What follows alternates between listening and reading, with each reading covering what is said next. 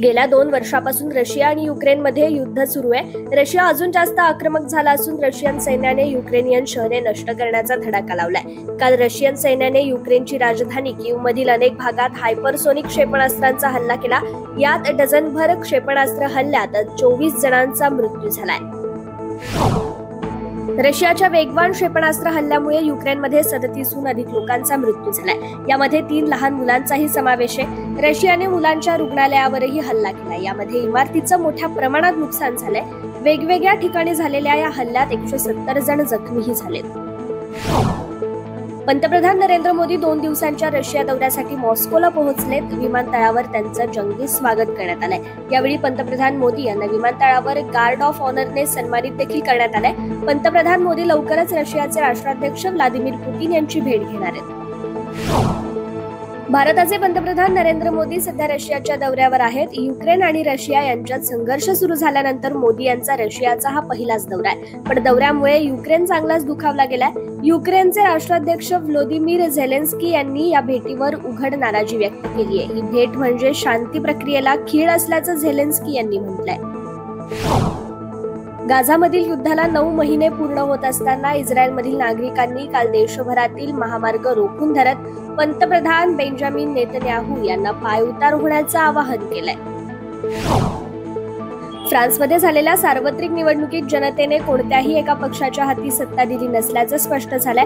उजव्या विचारसरणीच्या national rally पक्षाला स्पष्ट बहुमत मिळाल्याची आशा असताना त्रिशंकू स्थिती निर्माण झाली असल्याने युरोपमधील 2ऱ्या क्रमांकाची मोठी अर्थव्यवस्था असलेल्या फ्रान्समध्ये राजकीय अनिश्चिततेचे वारे वाहू लागलेत. अमेरिकेचे विद्यमान राष्ट्राध्यक्ष व सत्ताधारी डेमोक्रॅटिक पक्षाचे नेते जो बायडन यांनी आपली उमेदवारी सोडण्यास नकार दिलाय. मला खात्री आहे की डोनाल्ड ट्रम्प यांना पराभूत करण्यासाठी मीच सर्वात मजबूत उमेदवार आहे. जनता पुन्हा एकदा मला निवडून देईल असा विश्वासही त्यांनी व्यक्त केलाय.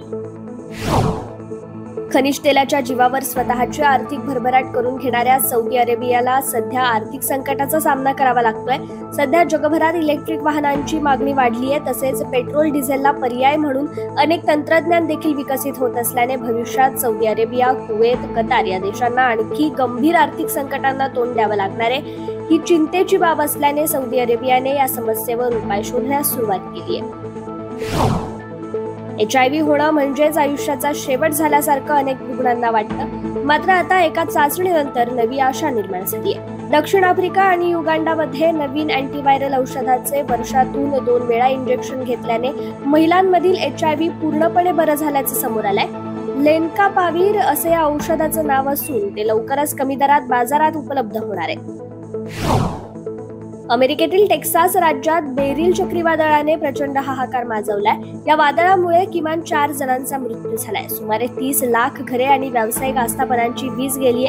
त्यामुळे सर्वत्र अंधाराचं साम्राज्य पसरलंय. राष्ट्रीय चक्रीवादळ केंद्राने काल संध्याकाळी सांगितलंय की बेरिल श्रेणी 1 प्रकारातील वादळाने माटागोर्डाजवळ उग्र स्वरूप धारण केलं, ज्यामुळे सुरक्षेच्या कारणास्तव शाळा, व्यावसायिक आस्थापने, कार्यालय आणि वित्तीय संस्था बंद करण्यात आल्या. इंडोनेशियाच्या सुलावेसी बेटावर गेल्या काही दिवसांपासून मुसळधार पाऊस कोसळतोय. यामुळे मोठी दुर्घटना घडलीय. एका बेकायदेशीर सोन्याच्या खाणीमध्ये भूस्खलन झालं असून यामध्ये 12 जणांचा मृत्यू झालाय. जम्मू काश्मीरमध्ये पुन्हा एकदा लष्कराच्या ताफ्यावर दहशतवादी हल्ला करण्यात आलाय. या हल्ल्यात 4 जवान शहीद झाले असून 4 जण जखमी झालेत. महत्वाचं म्हणजे अद्यापही लष्कराचे जवान आणि दहशतवादी यांच्यात चकमक सुरू असल्याची माहिती लष्कराच्या अधिकाऱ्यांनी दिली आहे. जगातील सर्वात मोठं रॉकेट स्टारशिप पुन्हा उड्डाणासाठी सज्ज झालंय. 400 फूट उंच असलेल्या या रॉकेटच्या आतापर्यंत विविध चाचण्या झाल्यात. सुरुवातीला या रॉकेटच्या उड्डाणासाठी अनेक अडचणी आल्या होत्या, मात्र 4थी चाचणी थोडीफार यशस्वी झाली. एलन मस्क यांच्या स्पेसएक्स या कंपनीला या रॉकेटकडून खूपच आशा आहे. रविचंद्रन अश्विनची गणना जगातील स्टार फिरकीपटूंमध्ये केली जाते.